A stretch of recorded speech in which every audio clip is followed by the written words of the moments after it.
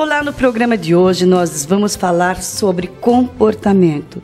Por isso eu vou conversar com uma psicóloga, uma jovem psicóloga, Tatiana Rosada Santos, que vai falar um pouquinho, entender um pouquinho desse universo que compõe nós, seres humanos. Seja muito bem-vindo, porque o Janela Cultural está no ar para você. Muitos filósofos especularam sobre a natureza da mente humana por séculos. Mas foi só há cerca de 130 anos que começamos a nossa breve jornada de tentar entender nossas mentes por meio da ciência. Foi aí que surgiu a psicologia.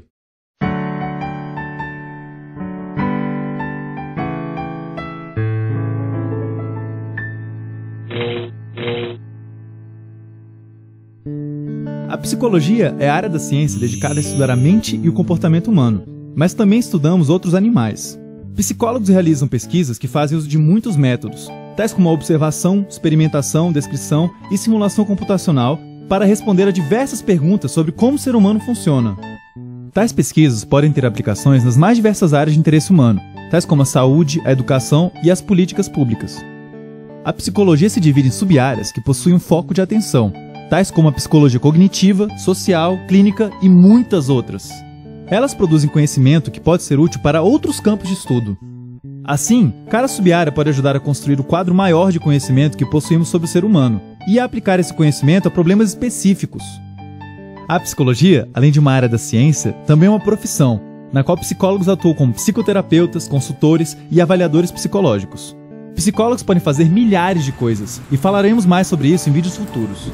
Doutora Tatiana, é um prazer tê-la no Janela Cultural, porque eu acho que é um tema que interessa a todos nós, viu? Seja muito bem-vindo. Obrigada, prazer o meu ter essa oportunidade de estar falando para as pessoas sobre comportamento. Pois é, eu já gostaria de saber que a psicologia tem várias vertentes, né, que você escolhe. No seu caso, qual que é a linha que você escolheu trabalhar? A minha linha de atuação é a psicanálise, então eu faço uso de divã, né, então sigo Freud, para quem entende um pouco. E o divã, ele facilita, né? Ele faz com que as pessoas, ao deitarem, elas relaxam e elas vão podendo liberar aquilo que talvez elas não liberariam frente a frente. Agora, é importante ela colocar isso, gente, que o divã você relaxa e quando você está à frente de um psicólogo, pelo menos é o que eu penso e eu acredito que você vai confirmar isso aqui agora. Às vezes as pessoas têm medo, doutora, de procurar um profissional, no caso da sua área, porque daqui a pouco ele conta, ele conhece quem eu sou, ele vai contar para alguém. Como é que funciona isso? É como um confessionário quando você confessa para um padre, para um pastor, que você não conta para as pessoas, né? Exatamente, a gente tem a nossa ética, né? E o sigilo faz parte, tem que fazer parte disso, né? A gente faz um juramento na faculdade, então não dá para imaginar que eu vou, principalmente cidade pequena, tem esse receio, né?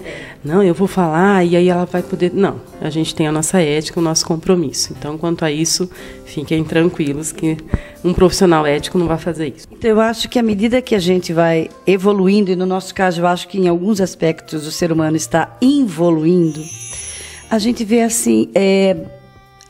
muitas mudanças na alimentação, no clima, no nosso comportamento. E uma delas que tem me chamado a atenção é em relação, assim, às vezes a gente lê muitas notícias assim, agora a doença do século é a coluna, a doença do século é a visão, a doença do século é a audição.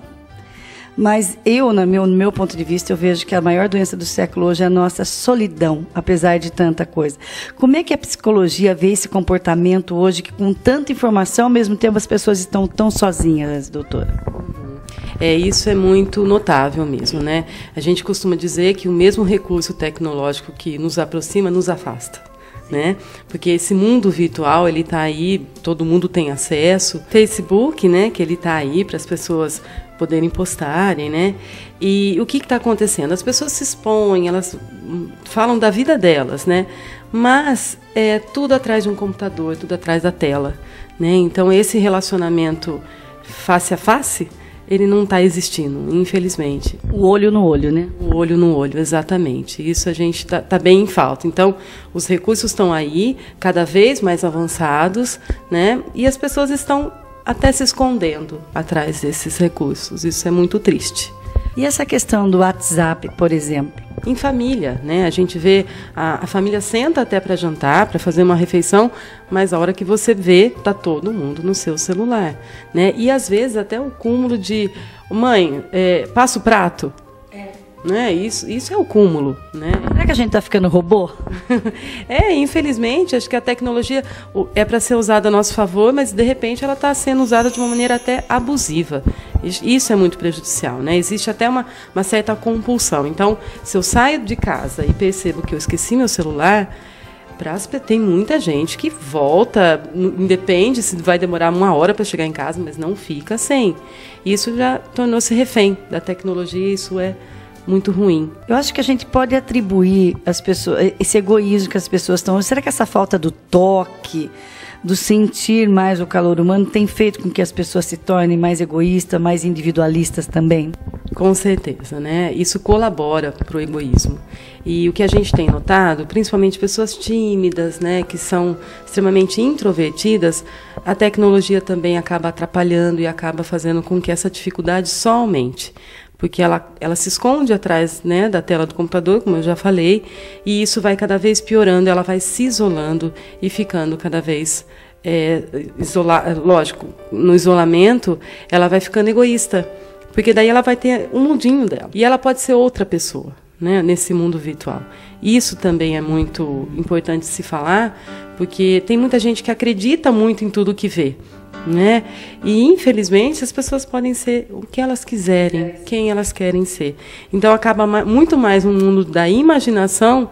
Lógico, tem gente que é fidedigno, aquilo que sente, aquilo que é, mas tem gente que usa, né, muito mais o que gostaria de ser e que realmente não é. Quantas vezes você já não viu, já não presenciou, né?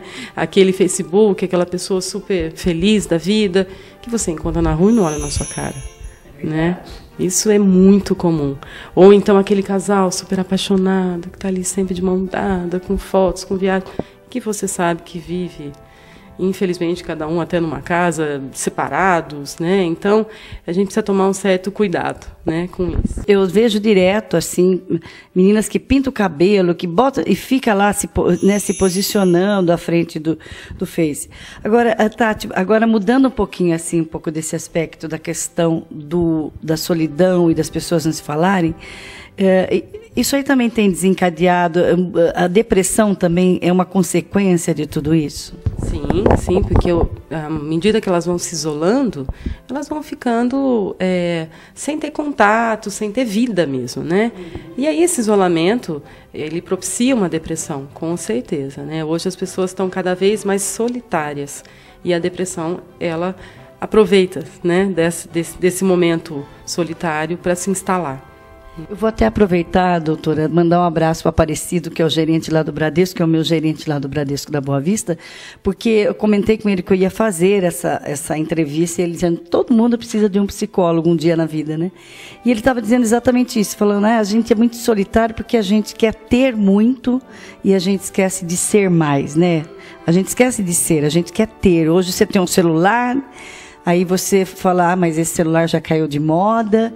E no dia seguinte, que está sendo muito rápido a questão da tecnologia, né? Isso tem influenciado também as pessoas nessa sociedade do consumo que a gente está vivendo, né? E quando você não consegue, quem não tem uma preparação acaba entrando em todos esses problemas.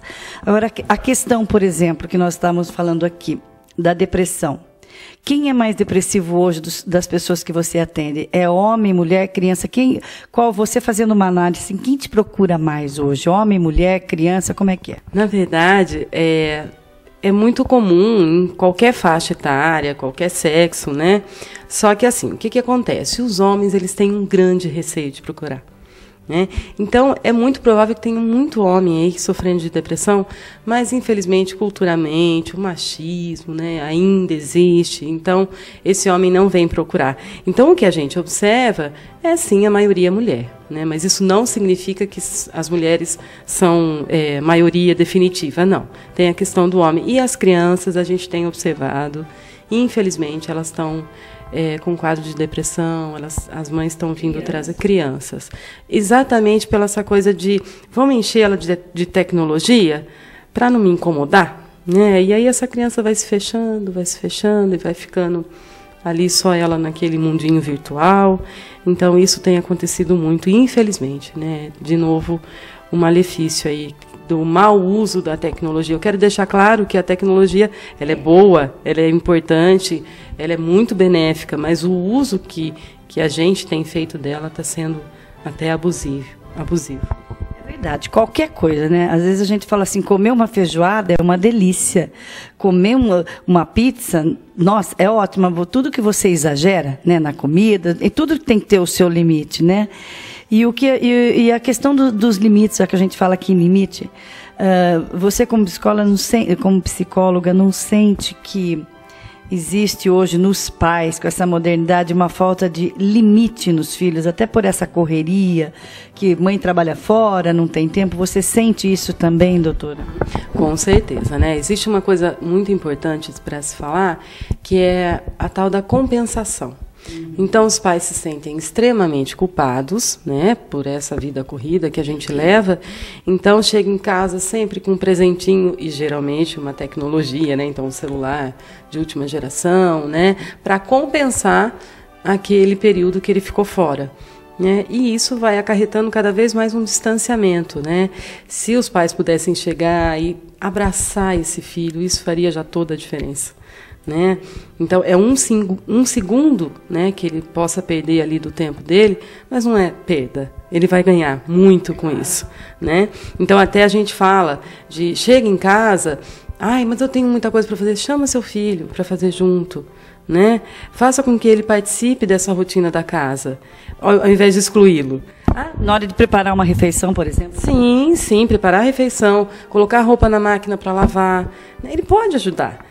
Mesmo, ele é pequenininho, não, mas, filho, pega lá para a mamãe para trazer, né? São coisas pequenas, simples, e que vão fazer diferença. Mas, infelizmente, por essa vida agitada, não, mas daí ele vai chorar, ele vai demandar muito, deixa ele lá com o celular, deixa ele com o tablet.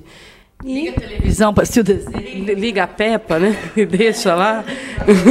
E aí ele vai ficando. Tudo bem, só que tudo tem consequência, né? E nada paga o afeto, né? O afeto, ele é único, né? É ele que vai fazer esse vínculo ser tão importante. Em relação agora à depressão, doutora Tatiana, como é que a gente pode identificar uma pessoa? Não que a gente vai julgar ela está com depressão, mas quais são os sintomas, principalmente na criança, como nós estamos falando aqui, que nós, os pais, os tios que estão cuidando ali, qual é o sintoma que você já tem que ficar atenta? Né? A gente tem que estar atento a tudo que pode estar desencadeando esse problema da depressão. Como que a gente vê isso? Na verdade, o que é interessante a gente abordar aqui, existe uma grande diferença entre tristeza e depressão, né? Isso. Então, tristeza, todo mundo passa por um momento de tristeza. E isso é da nossa vida, isso é do cotidiano. Acontece um fato, a gente fica triste.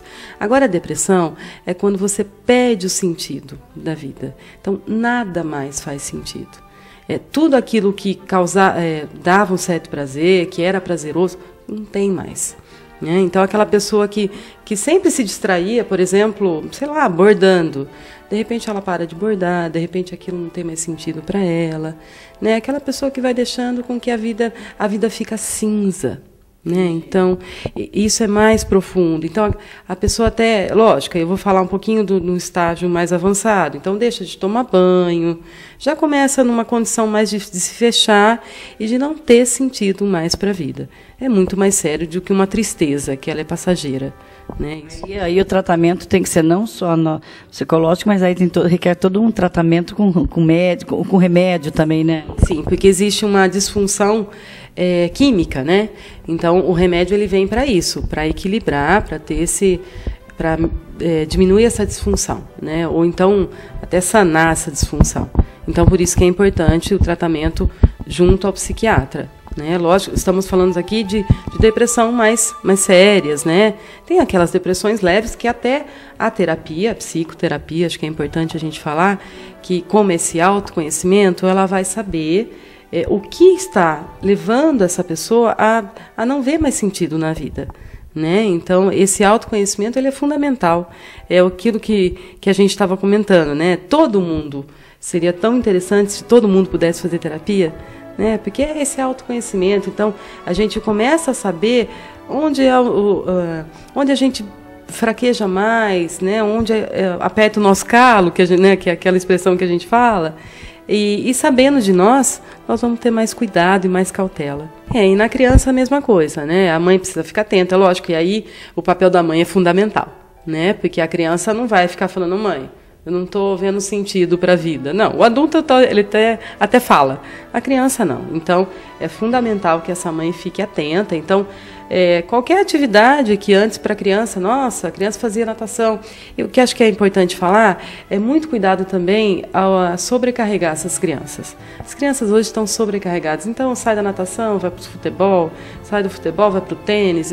Cuidado com isso, né? Porque isso pode fazer com que ela não se sinta, ela não vai ter mais espaço para ela mesma, né? Então é importante que ela tenha um tempo para ela, né, para fazer o que ela quiser, exatamente.